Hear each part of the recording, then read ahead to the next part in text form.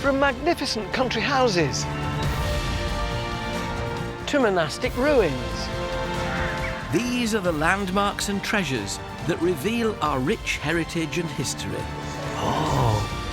Grand country estates to the factories at the heart of our industrial revolution. These are the buildings, landscapes and stories that uncover Britain's amazing past. It really is living, breathing, isn't it? From the wilds of Snowdonia to the dramatic Dorset coast, join me and a host of celebrities with a passion for the past as we explore the riches, treasures and secrets of one of our most loved institutions, the National Trust. From the prehistoric... I have never found anything like this. ...to the present day. Congratulations! The Trust has given us behind-the-scenes and below-stairs access... Are we going right to the ground? ...to some of its finest buildings and locations. There was gold under these hills. We'll meet the people keeping our historic traditions alive. Incredible! And the experts revealing the lives of those who shaped our past. Oh, look at that! It really is a treasure house. This is our heritage, our history. Welcome to the secrets of the National Trust.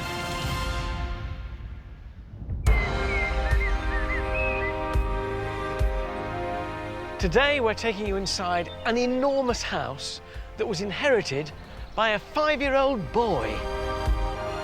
This is Lyme in Cheshire, one of the UK's grandest country houses. An estate probably best known to TV audiences worldwide as the backdrop to a wet shirt-clad Mr. Darcy wading from Lyme's Lake in Pride and Prejudice. Mr. Darcy? But we're going to tell you a different story. How one boy, Thomas Lee, went from being the illegitimate son of a maid to Lord of the Manor. I'm also getting the chance to get my hands dirty. Whoa, that's a lot of muck, isn't it? With some of the conservation work that helps keep this stately pile ticking over. So half a dozen of these clocks and you're ready for a cup of coffee, aren't you, really? Also tonight, Lady Carnarvon, owner of Highclere Castle, known to millions as Downton Abbey, discovers how a devastating fire wreaked havoc at one of our grandest houses. Good decisions you've got to make. We've got lots of decisions to make. If I take some of this now on a brush. Oz Clarke swaps wine glass for painted glass I can see it taking life. as he tackles the restoration of a rare window. It's so delicate. I feel the merest tremor in your hand and it's going to crack. So we're just swishing it around in the water. And historian Dan Jones braves the elements as he hunts for Welsh treasure. And that is quite a big chunk of gold.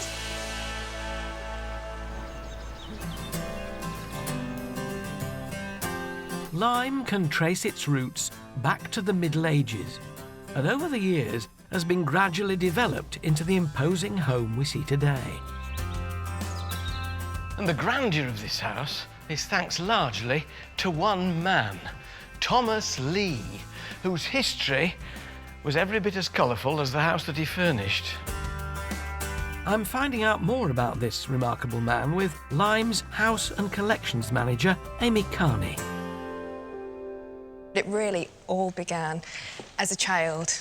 So that's him there. This is Thomas, yes, just before he turned 5. This may just be gossip, correct me if I'm wrong, but I hear that he was one of 7 illegitimate children. His father had 7 children by 7 different women, none of whom he was married to. True? That's very true.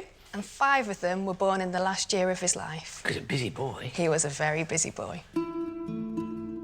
At the age of 42, philandering Colonel Thomas Peter Lee suddenly realised there was no legitimate heir to Lyme. So he took his first child, John Glaive, who was born to a lowly maid, and rebaptised him Thomas Lee, creating an instant successor.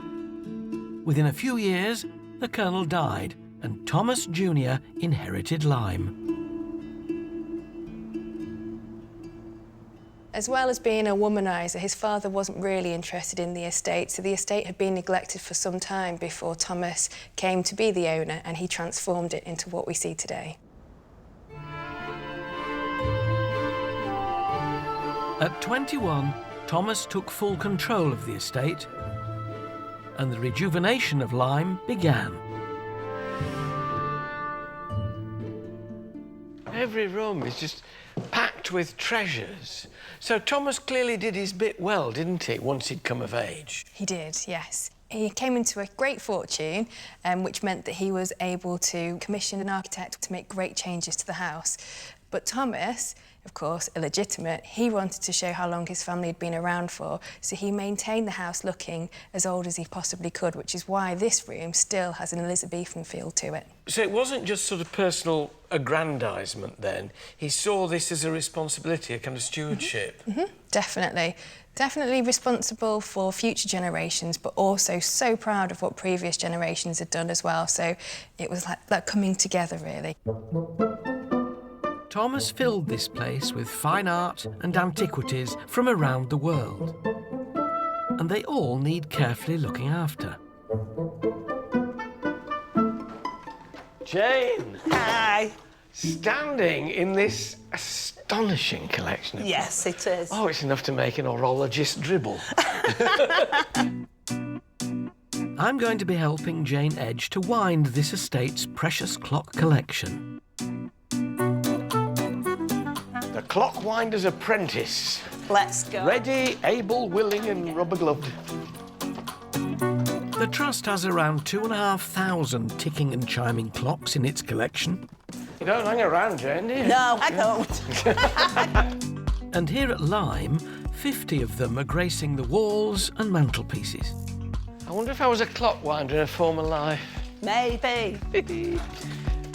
Organisation here is key. They're all on here and they're labelled as to who's which. Yes. So can I nudge it forward? Yeah. Lovely, fills the house with music. And then there's this. Whoa! The granddaddy of all Lyme's clocks. Sitting in pride of place over the front entrance. That's the time it's telling outside. Outside, yes. Yeah. Those little keys on that board aren't going to do this. Where's No, your key they're for not. this? First of all, we stop the pendulum. So just Yeah, basically stop please. it. OK, stopped. And then we've got this, which weighs a ton. Oh, my goodness. This is what we wind it with. Oh, this is a bit bigger than those ones we've been Yes, using. a lot bigger. That's a nice work of art. On there, and then clockwise? Or The other way, yeah, 'cause of course it anti, doesn't stay on it, right. Oh, yes, that's all right. But is this once a week as well? Twice a week. And then it'll go through... Am I there? I'm there. You can You're feel there. it stopping. Sorry, yeah, you can feel it when it's OK, so that getting comes off there. Shall I start it again? Great, yeah. I may be a man of simple pleasures, but I can't tell you how much enjoyment I get out of winding your clocks. Oh, Thank you very that's much great, indeed. Alan. Thank you so Lovely much. to see you. Thomas Lee was known as the saviour of Lyme, rejuvenating and refurnishing this beautiful house. Once officially an aristocrat, Thomas could lay claim to his forefathers, which included plenty of military heroes with strong royal connections. In 1346, at the Battle of Crecy, a distant ancestor had saved Edward III's eldest son, the Black Prince, from a certain bloody death. In gratitude, the Lees were bequeathed Lyme, and to this day, a portrait of the Black Prince stands guard over the entrance hall with a rather ingenious feature. I'm on the other side of the painting with Lyme's House and Collections Manager, Amy Carney. There's a picture there which appears to have come off the wall. Yes, that's our fabulous squint. Pardon? Squint. Is this... This squint is the Georgian equivalent of CCTV. And this was a way of coming to the drawing room, having a look at who's coming through the front door and making your mind up whether you want to let them in or not. So does it... Have a look. Does it move? It does, yeah. It Oh, my swings goodness. away. With the help of his architect, Oh. Thomas certainly seems to have had a sense of humour. So now you can see the front door. Oh, no, we don't want them. They're always borrowing a cup of sugar. Exactly. Shut the picture up. Come away. Note to self. Must get one for home. Across the UK, our grandest houses are stocked with priceless historic artefacts. And there's one threat their owners fear more than anything else: fire. Lady Carnarvon, the current owner of Highclere Castle, made famous by the TV series Downton Abbey, has travelled to Guildford in Surrey to witness the result of every homeowner's nightmare. This is Clandon House. It was built in the late 1720s. Along with its grand facade and capability brown parkland, it was the pinnacle of 18th century cutting-edge design. Fire has broken out in Surrey this evening, this time at Clandon Park House. Huge plumes of smoke are engulfing the National Trust property. The inferno raged all night, with fire crews only finally extinguishing the flames in the early hours of the morning.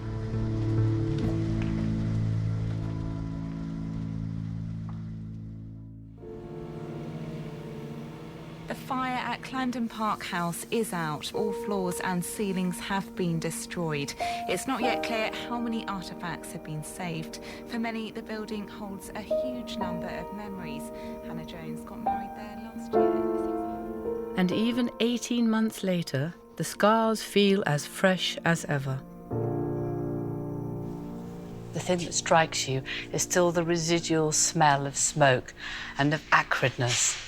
And when you see it for real, it's the randomness. The alcove there with the lady balanced on the edge, and there's fireplaces scattered here and there on the third story. Some of the doorways revealed.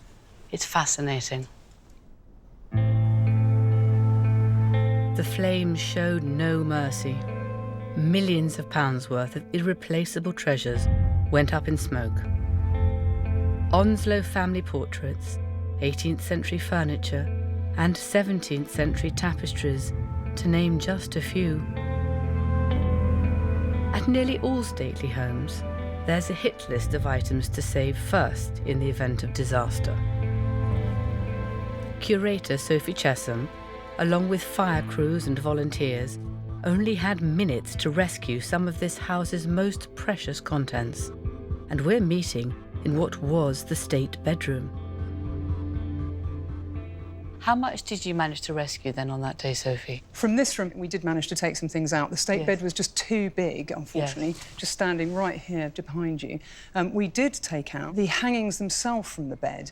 We also got out a pair of beautiful little mirrors, which were either side of the bed. So you were lucky. And in the rest of the house, were there a few other key things you did manage to rescue? There's an incredible painting of Speaker Arthur Onslow with Robert Walpole in the House of Commons. Oh, my which goodness. is obviously so important to the history of this house. Completely and utterly. And some key paintings had to be cut out of their frames too. We're always prepared to do that at home.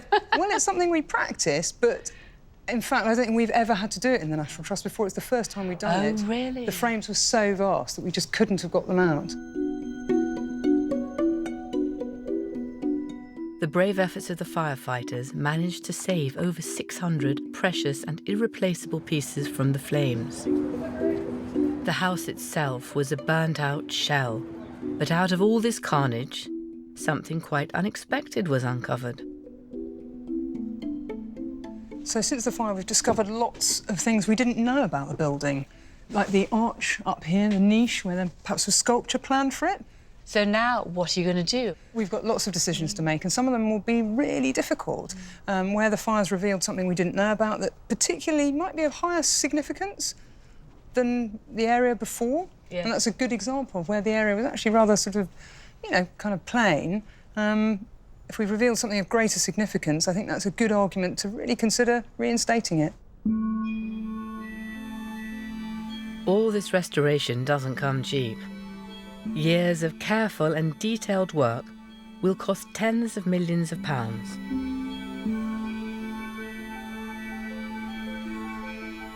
The Trust is planning to restore the entire ground floor, where the most significant rooms were located. None of this work, though, is happening behind closed doors. We really wanted to allow visitors in as quickly as we could. So our structural engineers built this safe but rugged walkway for people to come in so they can really experience the house. We want people to feel that they have followed us on the journey. They've seen the project evolve, they've shared our challenges and our solutions, hopefully, and they can really take part. This has been an extraordinary experience. It is building a home entirely hollowed out by fire. But I'm sure Clandon will rise once again. The detailed and careful restoration work here will honour this great house's past, and it will build a new legacy for its future.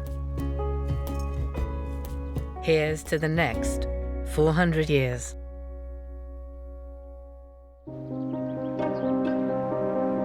Like Clandon, Lyme too is filled with irreplaceable artefacts. There's been an estate here for more than 5 centuries, and within it is one of the most precious items owned by the National Trust, a book that's even older than this house. See, this is my favourite room in any house, the library. Mine too. Bookman, yeah. I'm a lover of old books, so being here in the library with collections manager Amy Carney, meeting Lyme's most treasured family heirloom is a real thrill. And here, what's this? This is actually the most important printed book in the National Trust's vast collection, so really important book. Anywhere in Britain? Exactly. Can I open it? Please do. Heavens above. It's printed by William Caxton, the famous British printer. His initials are at the back. So this is his symbol? The WC for William Caxton. There we are. William Caxton was a true pioneer, responsible for bringing the first printing press to Britain. His books were immensely valuable, as this was cutting-edge technology in the 15th century. And wonderful contemporary writing on their handwriting. Yes, well, that's a clue to the family's religious beliefs. The 16th century saw the start of the English Reformation. Henry VIII broke away from Rome and made himself head of the church. Catholic prayer books like this one could be kept, but he had strict conditions.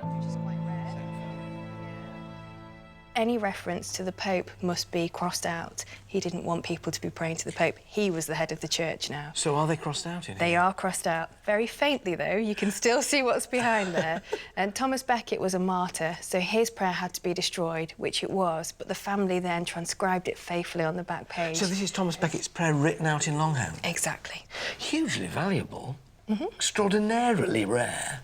Priceless, yeah. Incredibly rare. And this has been in the family all that time? We know it's been in the family since at least 1508, and we don't think it's a leap of faith to think it's been here since 1487. So it's older than this house, but we know it's been on the estate and part of the Lyme estate for that length of time. And these wonderful hand-coloured illustrations of wonderful. Christ on the cross and God on his throne, presumably. Yeah. You have no idea what a thrill this is. Thank you very much. Thank you.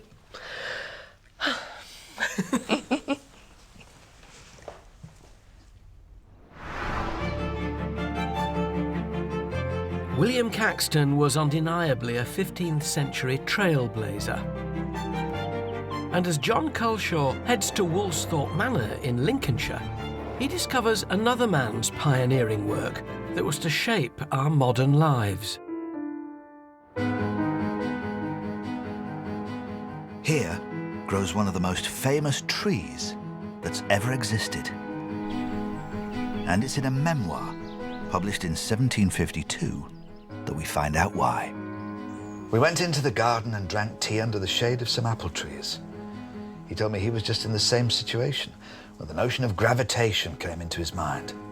Why should that apple always descend perpendicularly to the ground, thought he to himself.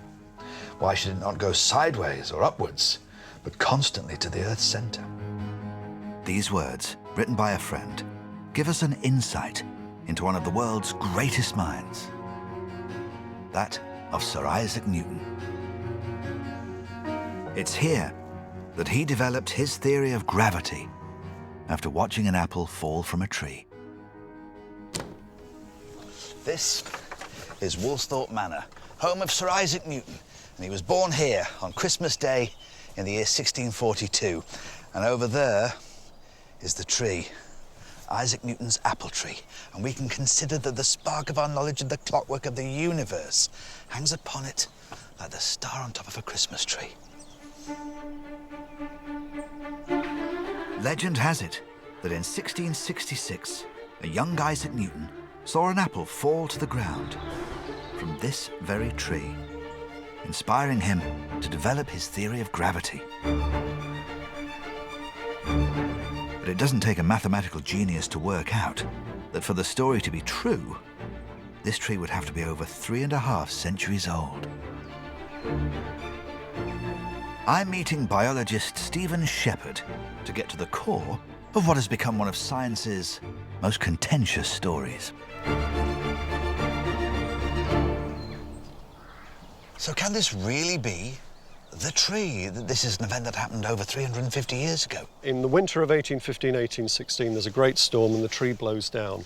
Much of it's cut away, but the fallen trunk is left lying where it is.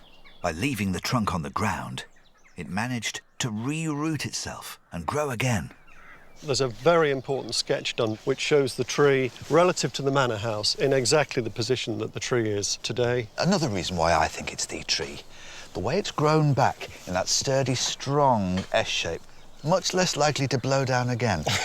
That's the tree of a genius, adapting itself. It's the tree to me, the tree of gravity. But really, this isn't a story about a tree.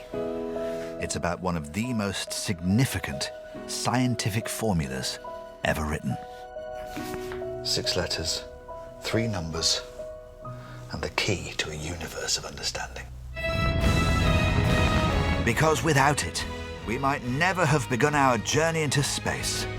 And more importantly, I might never have discovered my love of astronomy. Today, using cuttings from this humble tree in Lincolnshire, some of the world's most prominent academic institutes have grown their own clones, looking to inspire the young minds of tomorrow.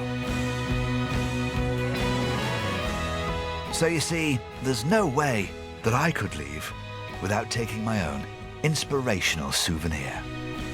Go for any of those easy ones up there. Thankfully, the gravity's still working.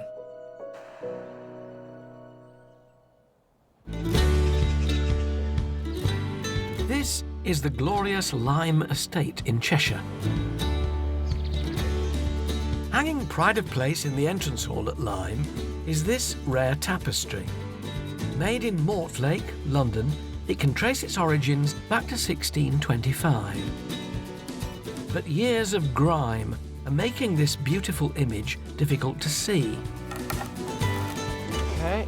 So today, I'm helping Gemma Spark from the Trust's conservation team give this tapestry a deep clean.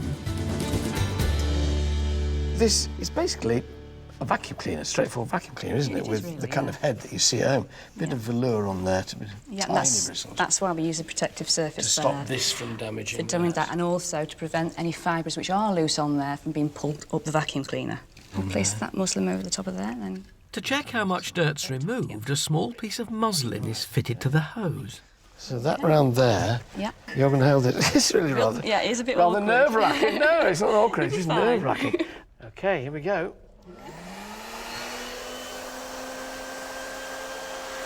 That's perfect. Just straight down like that. Yeah. Just a nice, gentle speed. It would cost a staggering £26,000 a square metre to recreate this intricate tapestry today. It's like a clinical operation, isn't it, really? I can see now why you use this gauze. So just the filth comes through, but the tapestry, if anything's a bit loose, stays behind that gauze, so it doesn't remove it. Right, that's the whole thing. So do we turn off now then? Yep. Are you ready? Yep.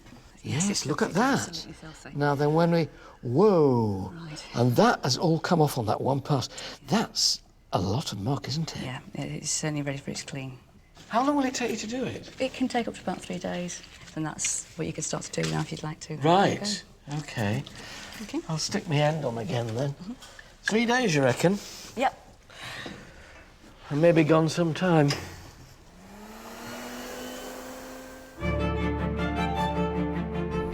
Across the UK, thousands of highly trained specialists, from carpenters to textile restorers, are caring and protecting our most precious assets. Oz Clarke is at Stourhead in Wiltshire, helping a team of conservators practice a centuries-old craft.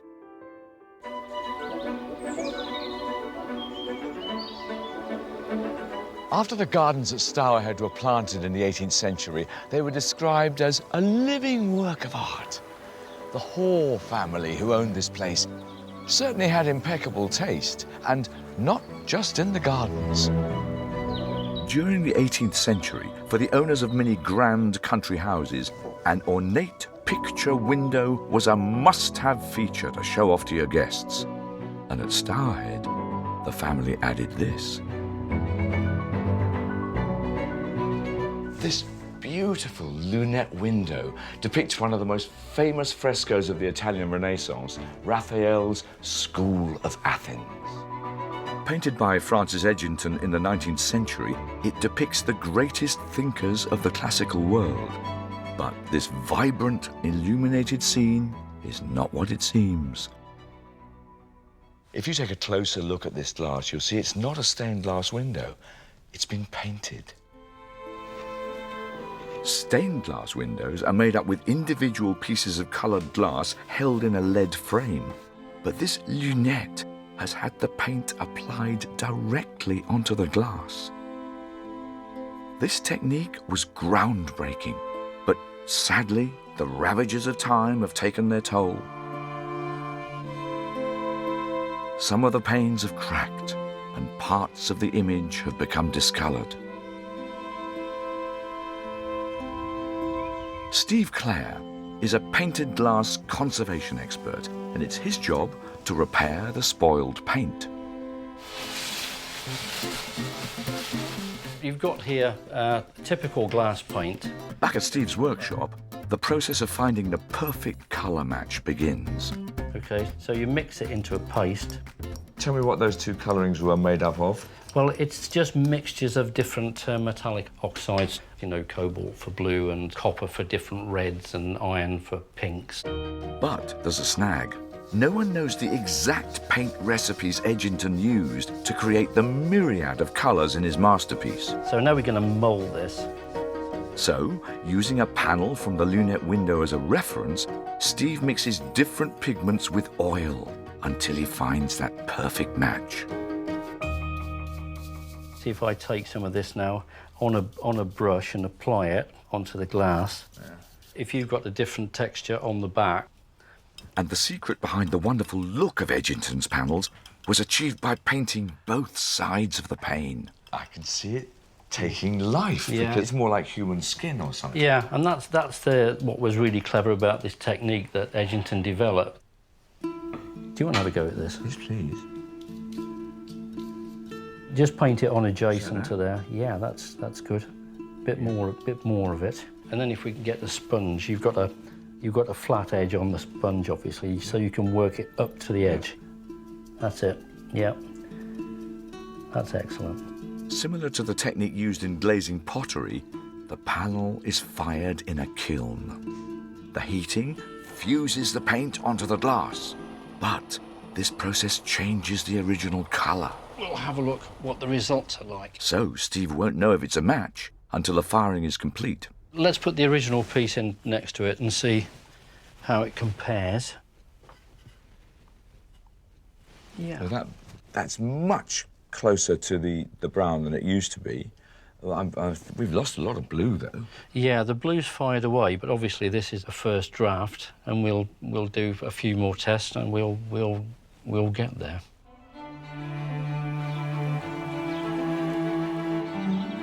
Once the colours are right, the next challenge is fitting these delicate panels into the window at Stourhead. Right.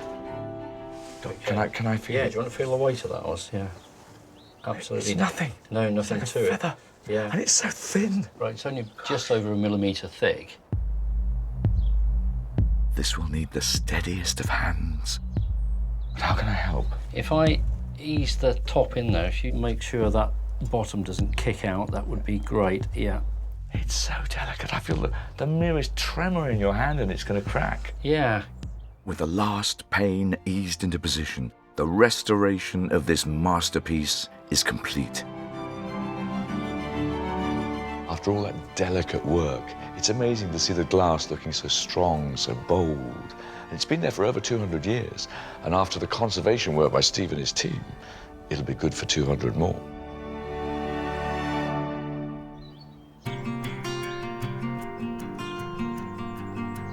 During the 19th century, displaying exotic fruits on the dining table was considered the ultimate status symbol. So to grow them, Thomas built this, one of the UK's highest orangeries. Oh, always nice to find a greenhouse. Alan, pleased to meet you. Welcome to But things didn't go quite to plan, as Lyme's head gardener Gary Rainford explains. It's quite breezy out there. This must be very exposed as a garden, isn't it? We're at 850 feet, second highest garden in the National Trust. So, yeah, it can be very, very breezy, very, very cold. It also must mean that the season is that much later here. It does. We tend to be about 3.5 weeks later than southern gardens. Now, it's called an orangery, but I can't see an orange tree anywhere. Absolutely. Thomas Lee originally wanted to build an orangery. This was about showing off, but they wanted to have something that nobody else had. And citrus fruits were an important part of that. Unfortunately, later on in the year, because we're at 850 feet, the sun goes down quite quickly, citrus fruits just never really took it. So anything that did come through just rots on the plant. It was a dream, an aspiration he had, it was just never fulfilled. But it's a very nice conservatory instead. The orangery may not have lived up to expectations, but the rest of the garden blooms gloriously. And this formal sunken Italian garden adds grace and splendour to the western side of the house. Lyme may consider its beautiful gardens a priceless compliment to the house, but there are other estates that have something even more valuable in their backyard. Historian Dan Jones is at the Dolycothy estate in South Wales, where it's gold rather than shrubs that can be unearthed.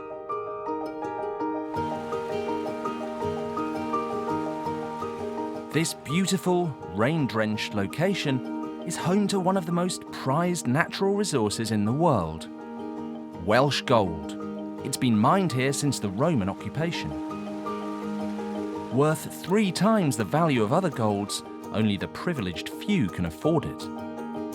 Generations of royals have all worn pure Welsh gold wedding rings. So why is it so special? Mind yourself, it's a bit slippery. Archaeologist Claudine Gerard has been uncovering Dolycothy's extraordinary mining history. We've got some wicker baskets. High tech. Oh, yeah, very high tech. And some of this wonderful sheep's fleece. And today we're going to try our luck with a bit of gold panning, Roman style. I'm going to give this to you because you're the expert. So Thank you very much. what are we going to do? So squat down with me, down, come on.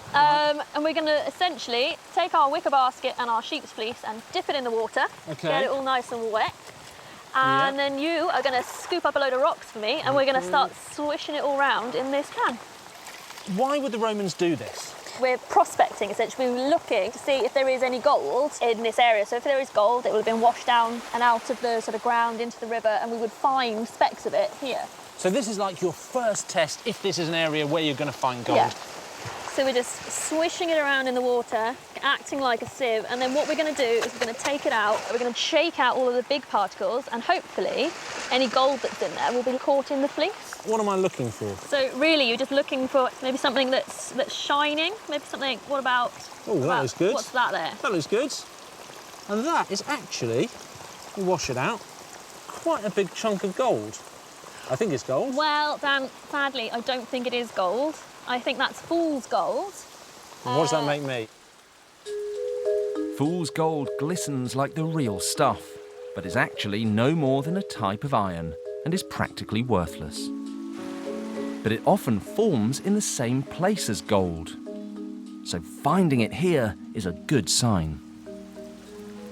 And so it could be that that would be an indication that this is the place to dig your mine to get the real stuff out of the ground. Yeah, absolutely. OK, so there's reason for hope. Yes, definitely. That's all I need. Thank you very much. Wow, I feel kind of lucky. With fool's gold in the area, the Romans went on the hunt for the genuine article. In 74 AD, they began digging this, the Dolai mine. Hundreds of metres of tunnels cut back into the shale. Today, this mine gives us a glimpse of Roman gold mining methods. Emir Thomas has been researching the mines and is my guide as we head deep underground. The square-cut tunnel we have here, very similar to what's seen elsewhere in the Roman Empire in Spain and Rome. So this shape tells us that we're in a Roman mine? Yeah, there's parallels here to other Roman workings. What techniques were the Romans using when they were here? The mine is clearly hand-driven because sometimes we can see pick markings. I can see some just here. These lines going straight across. So what were they using to make marks like this? They were using a Roman guard, a short pick end and a hammer end were used. The pick end was put into the rock like that, and somebody would come along with their guard and hit the other end with a hammer. So they were using picks to chisel out bits of the rock and presumably cart it away down these tunnels. Exactly. How were they getting it out of the tunnels? Well, that's the mystery, but there's lots of suggestions. Might have been using sleds, might have been pushing something across, but we've got no markings across the floor that suggest that something was dragged along. Finding gold here is not that easy. Millions of years ago, movement of the Earth's tectonic plates caused superheated water to rise from the deep. As it cooled, it crystallized to form quartz, and locked inside was this precious metal. And incredibly, the Romans knew it. So this is the stuff that they were looking for? Yeah, this is quartz. It's that white crystallized mineral there. The gold is inside the quartz.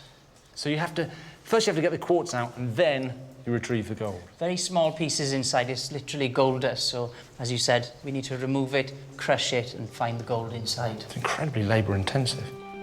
As we move deeper into the mine, it opens out into a huge chasm.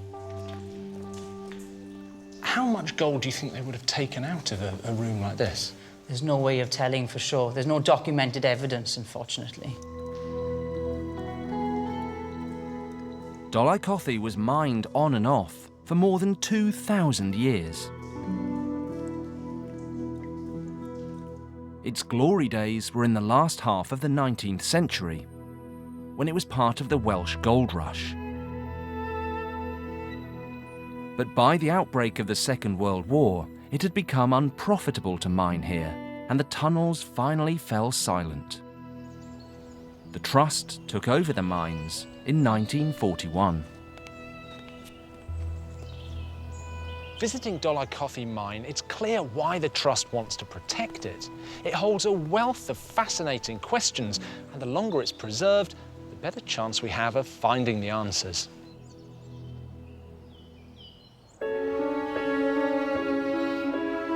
In a way, Thomas Lee had protected Lyme too, pulling it back from the brink, restoring this glorious estate to reflect his family's long and distinguished past. He died in 1857, and Lyme remained in the Lee family for the next 89 years. But falling income from business interests meant 550 years of Lee tenure came to an end in 1946, with the National Trust taking over the running of the estate. Thomas Lee may not have had the easiest start in life, but from the age of 5, when power and influence were bequeathed to him, he did his best to turn Lyme Park into a treasure house, and that it remains to this day. Next time, we're taking you inside the largest monastic ruin in Britain. It's atmospheric now, but then it must have been powerful. The magnificent Fountains Abbey, to reveal its hidden secrets. This whole area is a graveyard. Annika Rice feels the full force of traditional spade making. Amazing! And Miriam O'Reilly meets one of the rarest animals in Europe. Good night.